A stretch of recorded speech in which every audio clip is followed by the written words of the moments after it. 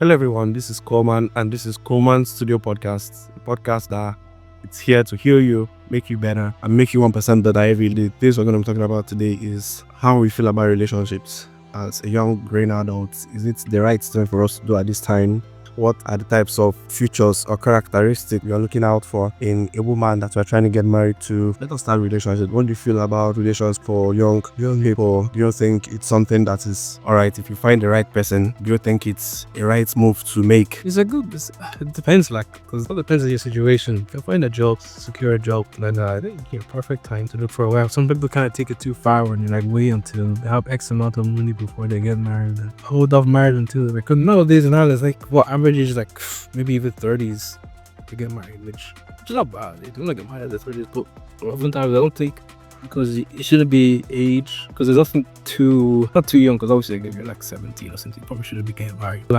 Oftentimes people they could get married, let's say 22 or 23, but they'll hold it off for some reason to the 30s. For what reason? I don't really know. So people say money, some say found the right head, some just want to go and look for experience the world and before they settle down. Your point is that anyone out there, including me, that wants to get into a relationship, you should know what you want. Yeah. It's not just about the age. You should just basically have a goal. Coming to what you should look out for in a woman. Yeah. Do you think there are factors that could affect a relationship?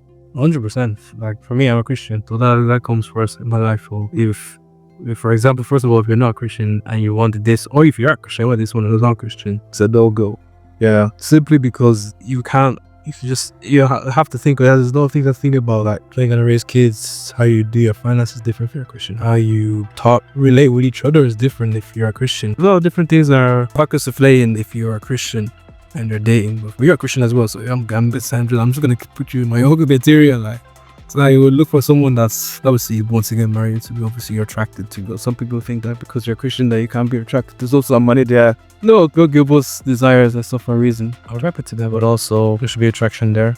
Yeah, but there should also be, because attraction, although because there in the next 30, 40 years, you're not gonna build them based on attraction, more so based on their person. And oftentimes I've talked to older people, and they say that even though they're found web attractive or they're also attractive, it's their character that makes them more attractive even though they're in their 60s or 70s. Yeah, which is interesting. So yeah, that's one part.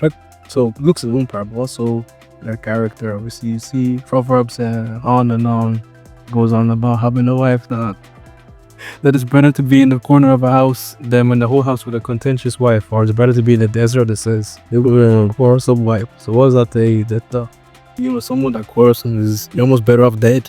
Which is a big warning to someone like that. So just be careful with who you decide to stay with if they're a contentious person. It's just things that they have to be wise in. Obviously, I have to know what you like as well, what they like. And also you have to compromise as well, because again, there's no woman that's perfect.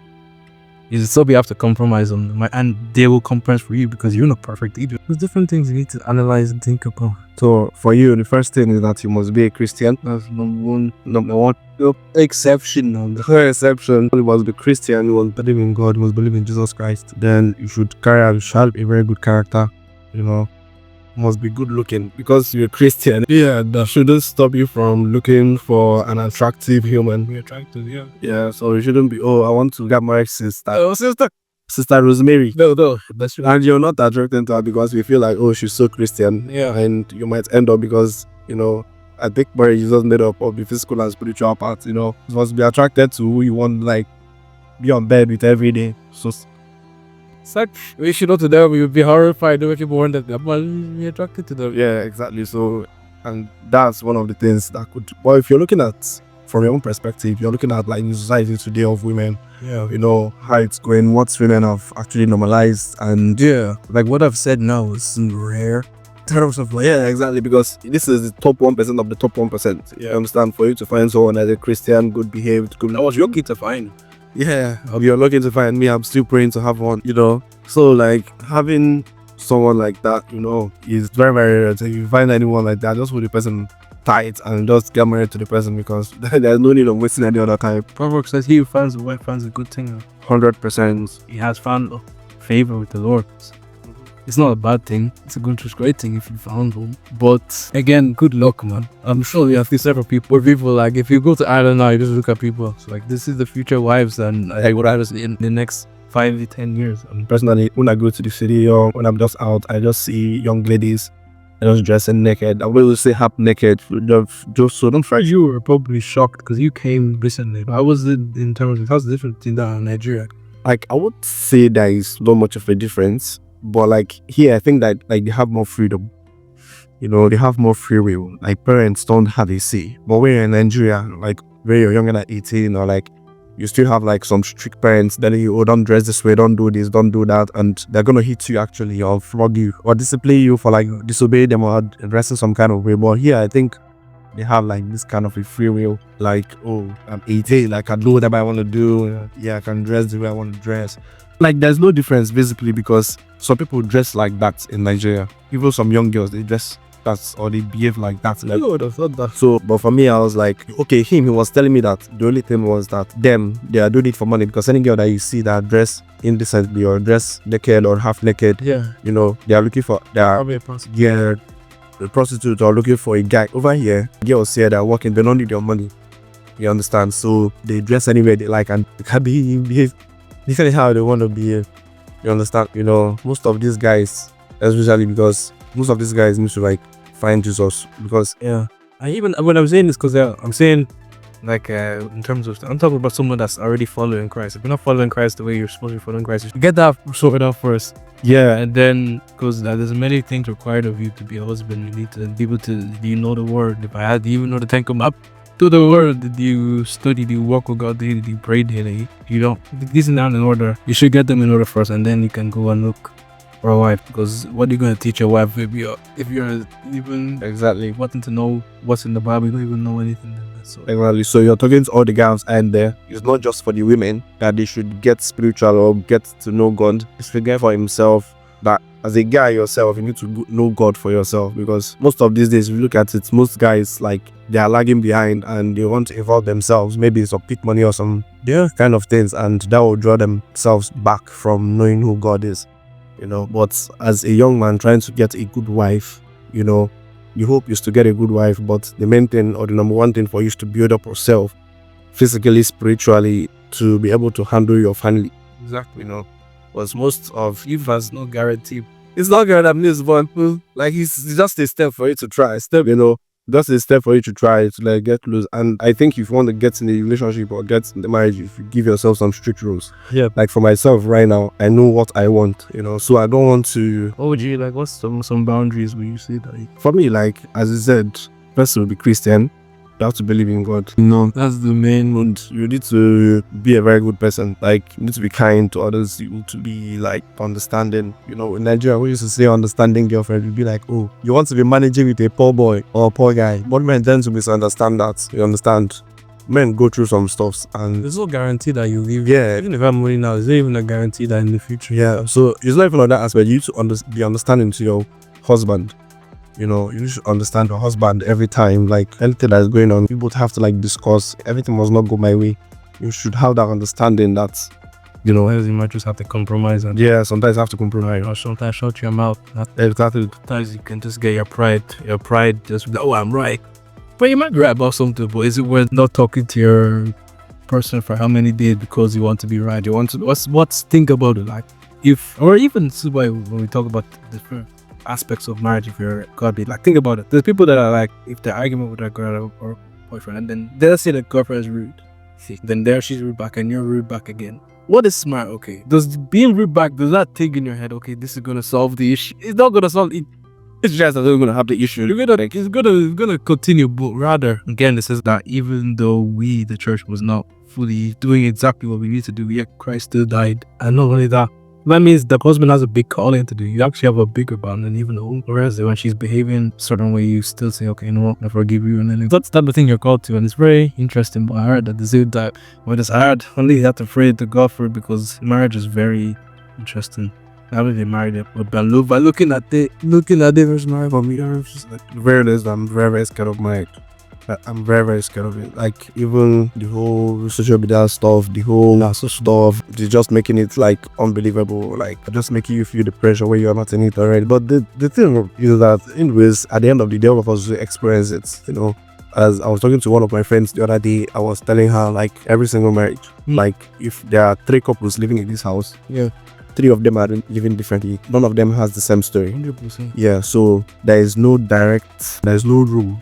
Yeah. There's no regulation to marriage. There's no rule to marriage. It's just depending on your understanding. Yeah. No marriage is the exact same thing. Yeah. So, like, if everyone is staying in this block should come out with that. Nobody's going to tell you. People will claim outside that they're happy, but inside they're not happy. Some people will claim inside that they're happy, but outside they're not happy. You understand? So there are different stories to it. You understand? So if you want to, like, get an advice on marriage or something like that, I don't think there is a rule. Okay, you can just pick out a lesson from different marriages. Okay, this all works for me. Yeah. Do this, do that. That's what I like. That's what you said there. Yeah, because you can, especially if you're a local church or anything like that, make sure you talk to people that are above you. Some people get experience. Yeah, you can even get someone that maybe only 5 years marriage, but then someone that's been in marriage for like 30 years. And maybe someone's old couple as well. Make sure so you can gauge different parts of someone's walk with their husband or wife, so you can understand and get a bit of advice, even though it might not. Some situation they tell you that they give advice, but it might not even come up. So it's wise to know. Supposing it's always very wise to take reproof and rebuke from other people and to listen, because they know what they're talking about. They've been brought along. I do really think, like, some people with even some year experience, let me say like 2 years or 3 years, have experienced those 20 years I've experienced. Yeah, and those have more to experience. I've also experienced more than those that have. Yeah, so like, I met a man the other day. He's like 95 or something. He's old, really old. So, but he was still happily married. I said, "Oh man, that's fine." Yeah, I said, "What's still keeping your marriage until now?" He just just keep quiet. Yeah, but saying something, say just keep quiet as well. So it's just like some people are just kind of also, because I agree, sometimes you just keep quiet, but sometimes just bust by the wife. Yes, so that's what I'm saying. What worked for him might not, obviously work for you. You understand? So maybe it might be around somebody will tell you, "Oh, talk to your wife, maybe raise your voice down." Yeah, raising of voice might have worked to some people's marriage, but it shouldn't mean that you should take it. You understand? But you just speak out 1 or 2 lessons from. Yeah, pick out, be wise with that, I suppose. Have wisdom about it. Kind of learn from your parents as well, because oftentimes half of my parents have been divorced. But from them, think about it. Be self-aware. Most of all, self-awareness as well. If you do something, think about it. If you've hurt them, and apologize well. Like, not just say, "Oh, I'm sorry," because if you feel like, "I'm sorry," if you feel, that's not an apology. That's just because you felt. I don't even know. It's not an apology at all. Just say if you're saying sorry, just say sorry. Don't say if or whatever. Yeah, that just implies that's just like an insult almost. I think that's an insult. Someone offends me or does something and they say, "Oh, I'm sorry if you feel this way." Yeah, apology. Well, it doesn't backhand you like that's not like apology. So yeah, apologizing when being self-aware. It's very important. You would think for me, even though I'm not married, I'm engaged, because things are advanced in the first year, that like sometimes you just apologize well so that you don't do the resentment or whatnot. Yeah, that's true. We need to like always apologize, even though the guy is also, if you feel like you're wrong, shouldn't be hard for it also to tell your woman that, "Hey, I'm sorry." Yeah, because it's like for that. But the thing is that we are giving all this talk about the relationships that we've been in. So someone already wants to be is in a currently in a relationship and doesn't know what or how he's going to navigate his relationship. Maybe he's encountering maybe some difficulties. He doesn't know what he's going to do. Maybe your girlfriend is toxic, or maybe your girlfriend is not understanding, or maybe he hasn't like figured himself out to know what he really wants, or maybe she's just in the relationship and doesn't know what the outcome of the relationship is. Some people are like that. So, or some people are confused, or some people like they don't know what they're going to do. So from your own experience, how do you like discover yourself in a relationship? How do you know that this is the right stuff for me? Yeah. How do you know that? I should continue. I suppose it's like, it's a good point. I suppose, how do you know if you should continue the relationship? But I can't say, oftentimes like feelings get involved. And once feelings are involved, you might be in a relationship longer than you should. Or you might not even shouldn't even be in a relationship to begin with. And I suppose if they're toxic, even if the marriage, like for me, for me personally, if you're dating someone and like you're not, there's no idea of, okay, will this, not that like the second you meet someone, oh, this is my wife or whatever, but be normal, like just go there. If it comes into your head, maybe there's potential you date, but then you date with a goal. You don't just date because to find this person attractive. You date because you see, okay, this person could be my wife or husband, and then you go. But if so, then what you do now, you're vetting them to see, okay, is in different situations, how do they react, or in different scenarios, how do they react? Yep. Or how do they react if they're sad? You see them in different seasons, and if you like it, I say you go ahead. No, there's no thing like some people overtake it too much, where like they're like trying to analyze everything. Yeah. Where they don't even try to analyze everything, not actually analyzing nothing. Be normal. It's like be normal. Don't try and sweat it too much. Like just get to know someone as a friend, someone that you know, and if you like genuinely like being around and spending time with them, other things like that, and then you weigh the odds. Okay, if there's things that you don't like, is it worth being with, or are you gonna stay? Is it too much? Yeah, nobody is perfect. You must have to compromise. You know, for you to love someone, you must make sacrifices. You must lose some of your characters. You know, some of the things you normally do, you might have to drop them because of the person you're with, and the person has to drop some things because of you. Yeah, you know. So if there's like unwillingness to like, if there's like, you have to know this person truly for you and things like that. That comes the time you just spend time with them, get to know them as a person, just spend time with them. I say exactly. And one other factor is, do you think communication is key in a relationship? Because nowadays a lot of people make a lot of assumptions because of what the social media world has also brought to us. Yeah, you know, if your girlfriend or your friend is not texting you, or your girlfriend industries that is not like maybe texting you or something like that, you assume she's cheating or is there or here. Do you understand? So what do you think about communication and say your mind the way it is? Because sometimes if you say your mind the way it is, it might be annoying. You might say it the wrong way.